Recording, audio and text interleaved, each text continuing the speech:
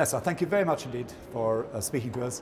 This is the big day for FACE. The European Cancer Patients Coalition are launching a new interaction with MEPs, and you're one. Good idea? Absolutely. I think that cancer patients really need to get together.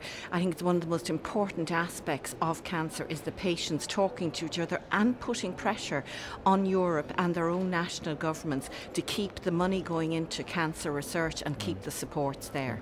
We're going to be talking today about which aspects of cancer research are the most important.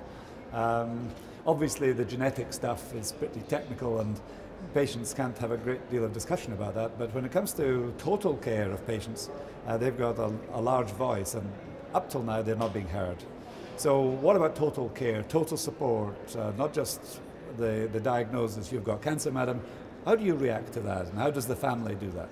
Well, as a former psychotherapist, I would think that is one of the most important aspects of cancer, because we know, for instance, that a person's, how they feel in themselves affects the outcome of their diagnosis, affects the way they respond to treatment. And I think really must be, we really must look at all those aspects, because when people talk about having had cancer, it's traumatic. Even if they're found to be free after the 5 years, the actual experience of diagnosis, the experience of what it does to their lives, of how they don't feel safe for a long time, that matters a lot, and it's what lingers in their minds. And I think research into that area is hugely important and supports.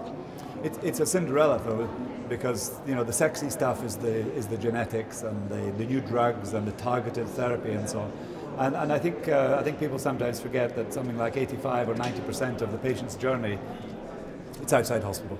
Absolutely, and a lot of damage is done when those supports aren't there. And the genetics may be the sexy thing, but they're not the thing that people remember. And they're things we can do here and now. We can provide those supports, do that research. But of course, in budgetary, straitened budgetary times, those things are always the first to be cut, like all aspects, for instance, of psychological and social health.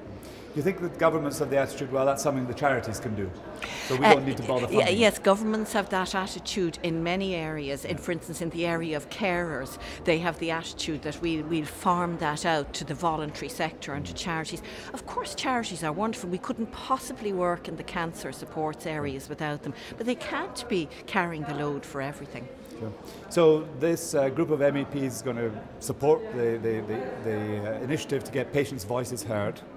And is that right through the whole research business, clinical trials discussions, patients in there, guidance? That's right, and I found patients are intimately involved in the whole clinical trials area across the health industry now. It's become very much a talking point, and I think MEPs must also do their part, and I think most of us are, in terms of working with patient coalitions.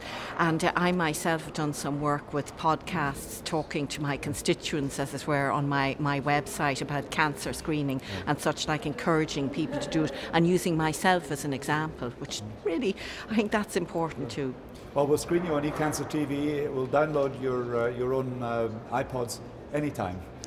People can download, can look at it on my website. Good for you. Okay, we'll link through from eCancer TV to your website, and then we'll come back in a year and see how well we've changed things. Well, that's great. Then I'll feel I've done my bit. I thank you very much indeed for supporting ECPC today, and I look forward to FACE really taking off. Thank you very much. Thank you. Bye bye.